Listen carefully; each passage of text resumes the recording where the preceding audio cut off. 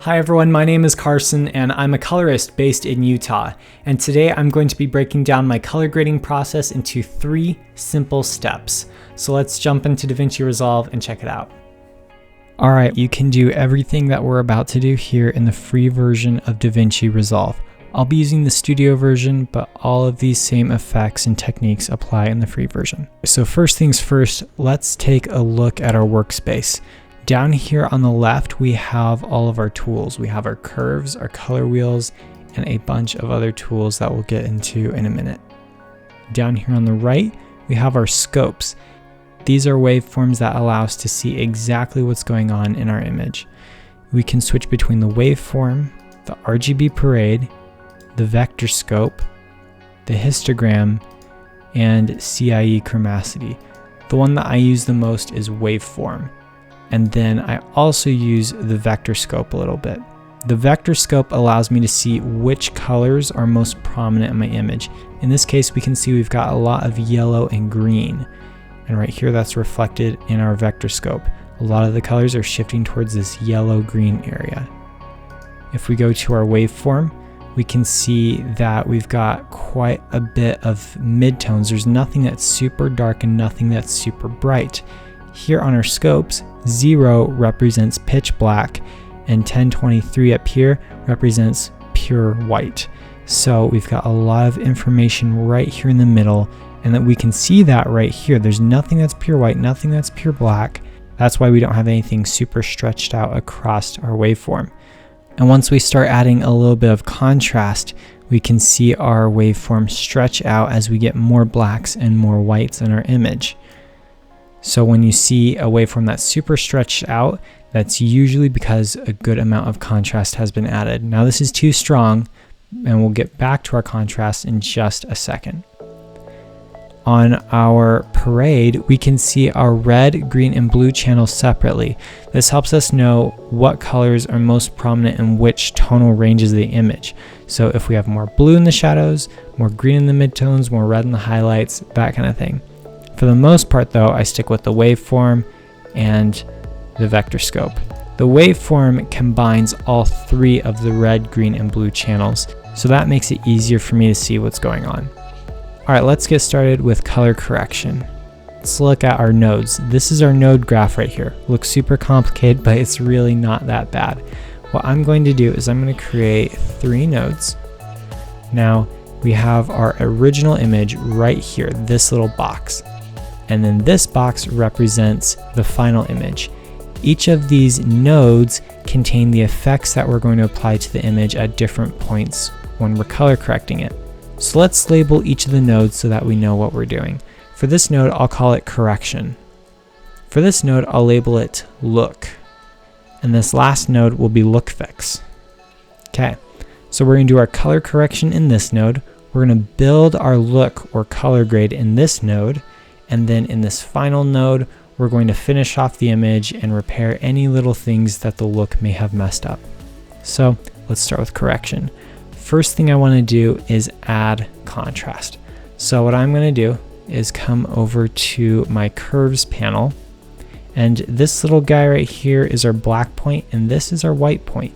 I'm going to drag this over to the right until the very darkest parts of the image start to reach the black point.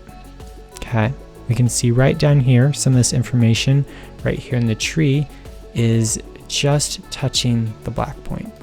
Let's add some brightness into our midtones here.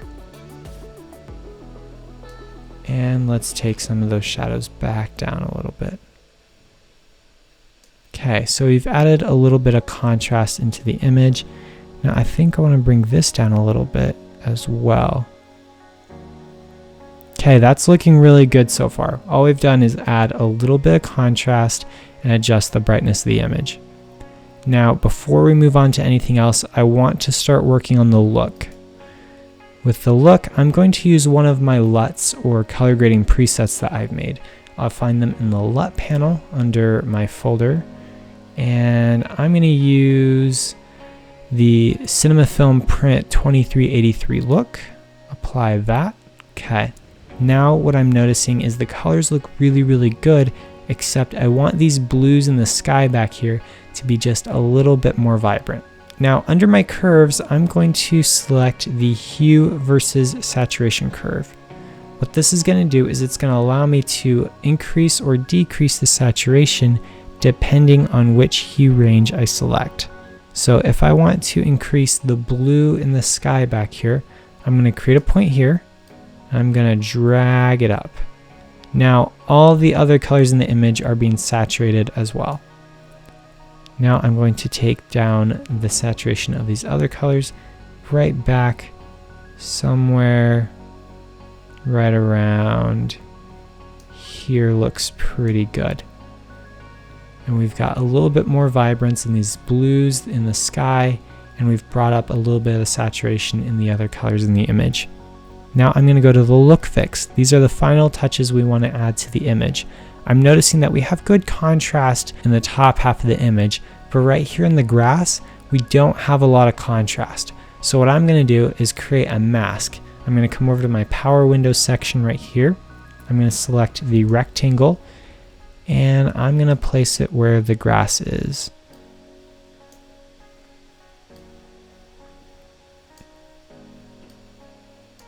Now I'm going to go ahead and feather this out just a little bit by dragging the red dot up. And I'm going to track this mask. Okay, perfect. Now I'm going to come back to my curves, and I'm going to select our normal RGB curves right here. I'm going to add just a little bit of contrast into the grass.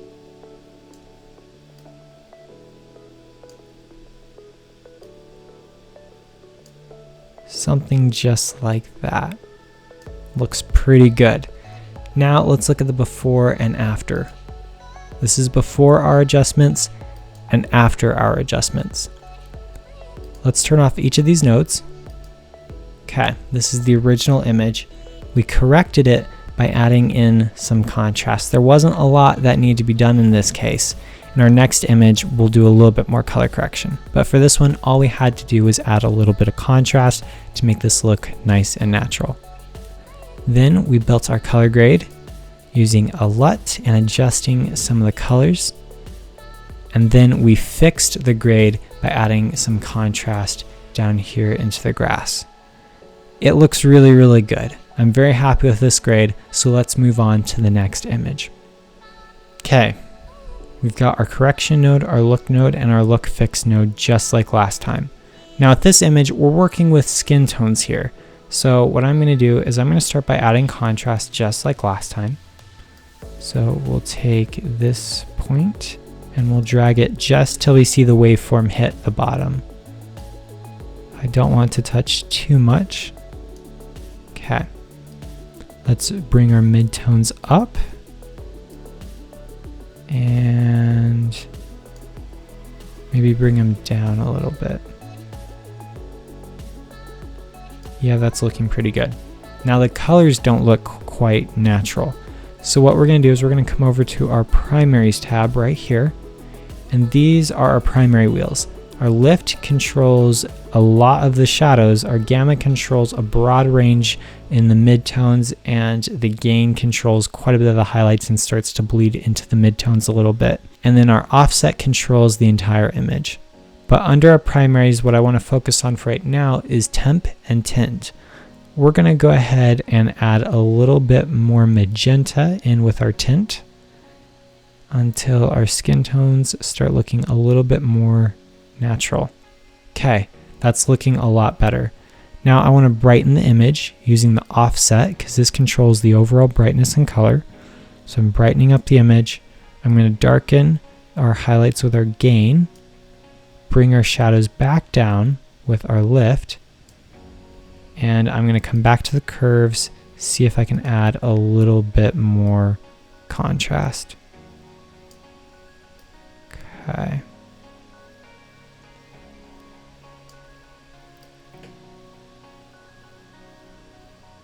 That looks pretty good. Okay, so now we've color corrected the image. It's looking fairly natural. And now let's start building our color grade. So I'm going to look through my presets that I've made and see if any of them give me the look that I'm going for.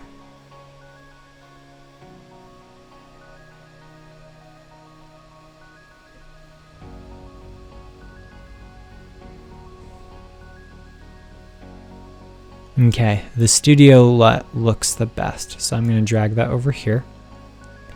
And now I'm going to increase the saturation of our image.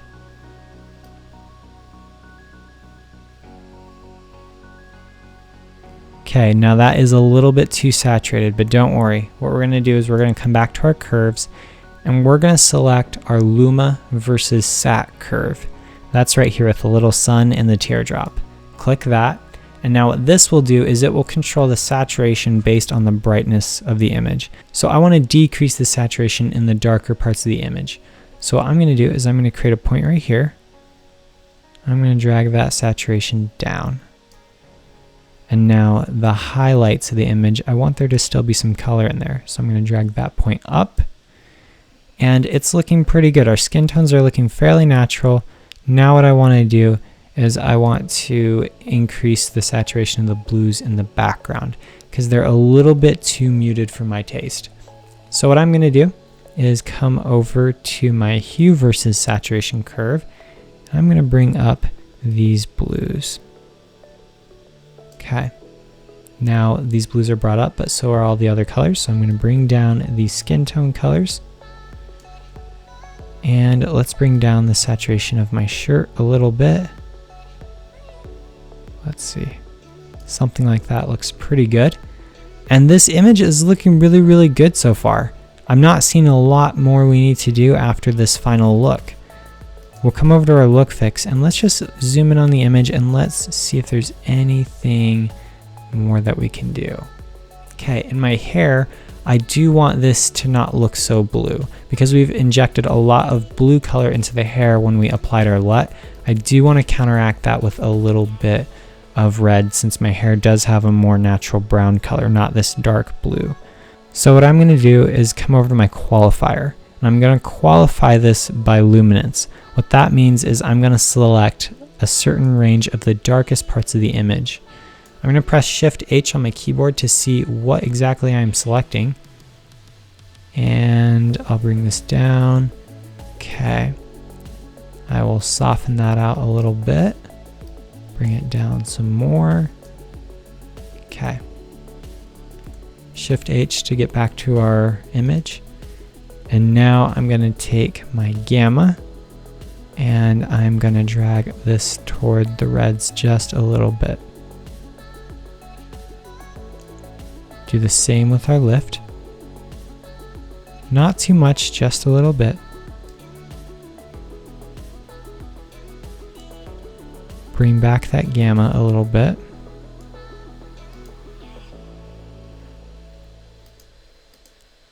Yeah, that neutralized those blues so that my hair doesn't look so blue. And now this image looks pretty good. Let's see our before and after. When we look at the before, we can see that there's nothing white and nothing pure black. That is represented in our waveform where we can see all the information is somewhere in the middle. Once we turn on all of our adjustments, we can see some of the hair got pretty close to black, but not quite. And we didn't have any super bright highlights, so nothing is reaching the top of the waveform either. Let's look at the vector scope. This is where the vector scope really comes in handy, is when it comes to skin tones. We've got this line right here. This is called the skin tone indicator. If you don't see this line, you can come into your settings right here and turn on show skin tone indicator.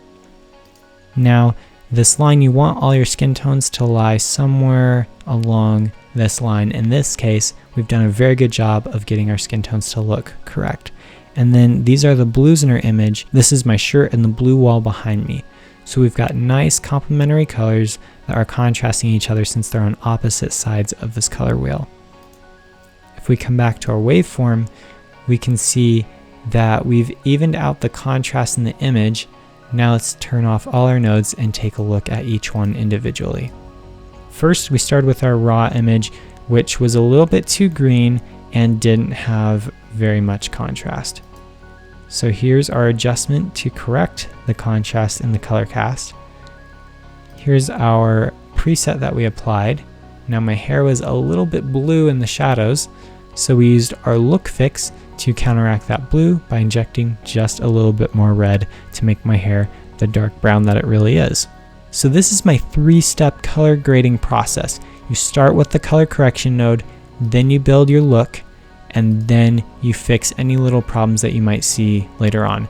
Now sometimes you might have to add more nodes to this, but for the most part I stick with these 3 nodes and only add other nodes to them as I need to. I hope this was helpful, and if you have any further questions, please let me know. I'd be happy to help, and I'll see you guys later.